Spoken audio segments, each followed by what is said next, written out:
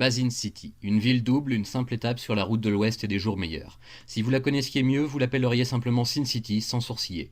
Là-bas, il se passe des choses vraiment pas nettes, des trucs à vous coller des cauchemars à vie, l'horreur d'un quotidien désespéré et aux abois. La ville est tenue par la pègre, les pourris, et écumée chaque nuit par tous les malades que l'on peut imaginer fiévreusement dans la sécurité de son petit chez-soi. Vous n'y croyez pas? Alors embarquez pour une petite visite guidée. Dans The Hard Goodbye, une brute épaisse du nom de Marv se change en ange vengeur quand l'amour de sa vie, une prostituée de luxe rencontrée la veille, est assassinée juste à côté de lui après leur nuit magique. Poursuivi par tous les flics de la ville, puis par des commandos spéciaux, Marv va faire remonter la merde des égouts de cet enfer sur Terre et mettre à jour un véritable massacre organisé servant les intérêts des plus hauts placés de l'État. Il sait qu'il ne va pas s'en tirer. Cette fois, ce ne sera pas simplement un tour par la case prison, il va y rester pour de bon et on va s'arranger pour le charger à bloc, mais il s'en fiche. Il est prêt à tout pour venger Goldie et faire passer un message à tous les enfoirés qui pullulent dans cette ville. Les adieux seront rapides, expédiés avec le courant à haut voltage, et une légende vivante de Sin City s'éteindra pour toujours. Mais après son passage, rien ne sera jamais plus comme avant. Dans J'ai tué pour elle, Dwight McCarthy se retrouve aux prises avec ses vieux démons quand une ancienne amante passionnée refait soudain surface pour le supplier de la sauver de son mari, une brute épaisse qui la tyrannise et s'apprête à la tuer froidement. Dwight avale l'appât et l'hameçon tout rond, et il faut peu de temps pour que la situation ne devienne complètement merdique autour de lui. Ballotté de mensonge en mensonge, de trahison en déception, la gueule entièrement passée au verre pilé, Dwight commence à penser qu'il s'est fait sérieusement avoir. Et il n'aime vraiment pas ça. Alors, réfugié dans la vieille ville, là où la loi n'a plus son mot à dire, il va échafauder un petit plan de son cru pour faire payer Ava, cette garce qui joue avec les hommes comme avec des pions sur un échiquier des plus malsains. À la sortie, l'un des deux devra mourir, le chevalier déchu ou la belle diablesse. Une chose est sûre, cependant, ce sera vraiment une partie de plaisir. Dans Le Grand Carnage, nous retrouvons de nouveau ce cher Dwight McCarthy alors qu'il doit affronter la plus terrible épreuve qui lui ait été réservée par cette chienne de vie. La vieille ville va brûler, tout va être à feu et à sang, car un flic a été tué et la guerre est déclarée. Les truands sont déjà sur les dents, ils n'attendent que le bon moment pour ramasser les restes fumants de la vieille ville et en devenir les nouveaux maîtres, mais les filles qui vivent là font encore la loi et ne se laisseront pas réduire en esclavage si facilement. Grâce à Dwight, elles échafaudent un plan digne des plus grands récits de guerre antique et éliminent méthodiquement et avec une précision cruelle le moindre dégénère capable de venir gâcher la fête.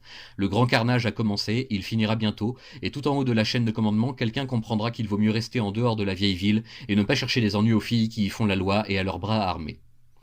Dans cet enfant de salaud, l'un des seuls flics vraiment intègres de la police de Basin City fait tout son possible, à 1 heure de la retraite anticipée, pour coincer un tueur pédophile qui retient une petite de 11 ans en otage. L'arrestation tourne mal, surtout parce que le tueur en question n'est autre que le fils chéri du tout-puissant sénateur Rourke, et que rien ne sera retenu contre lui. Personne ne voudra se mouiller, même pour sauver une gosse innocente. Personne, sauf John Hartigan, qui passera 8 ans en prison pour un crime qu'il n'a jamais commis. Quand sa petite protégée, Nancy Callahan, semble disparaître, Hartigan est enfin libéré et conduit sans le savoir les mauvaises personnes droit vers la jeune femme maintenant âgée de 19 ans et reine de saloon intouchable. Commence alors une longue course contre la montre pour Hartigan, qui doit une ultime fois sauver Nancy de la furie vengeresse d'un prédateur notoire que rien d'autre qu'une mort violente et bien méritée n'arrêtera. Mais pour Hartigan lui-même, les jeux sont faits, il n'y aura pas de happy end, pas de repos pour les braves. Dans Valeurs familiales, ce cher vieux Dwight McCarthy poursuit sa mission et continue de protéger les filles de la vieille ville dès que l'on fait appel à lui.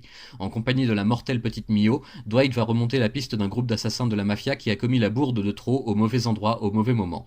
Quelqu'un va devoir payer pour le sang versé et au bout d'une longue promenade au clair de lune, Dwight et Mio vont faire s'abattre la vengeance d'une femme blessée au plus profond de son être par le mal que peuvent faire les hommes aveuglés.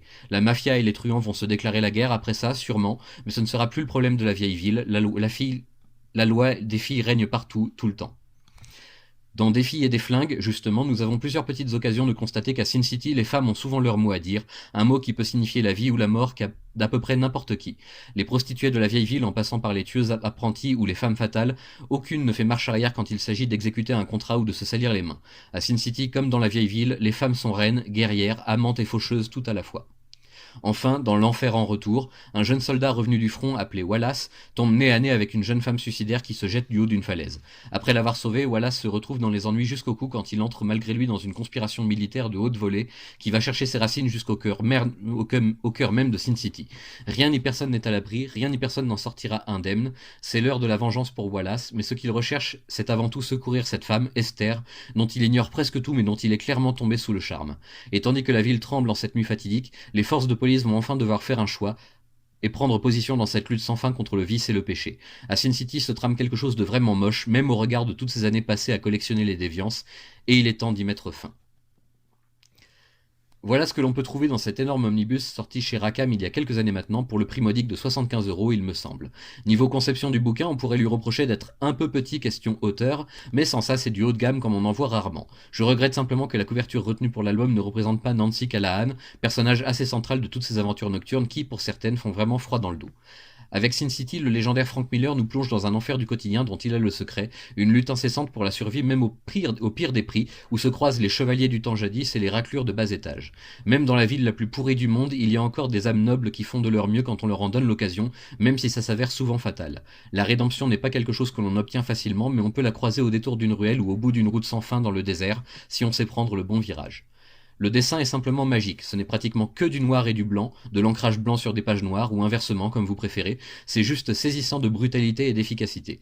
Quelques notes de couleur feront petit à petit leur apparition à certains moments pour vite disparaître dans les recoins de notre mémoire, comme de petits îlots de normalité au sein d'un polar plus noir que la nuit elle-même.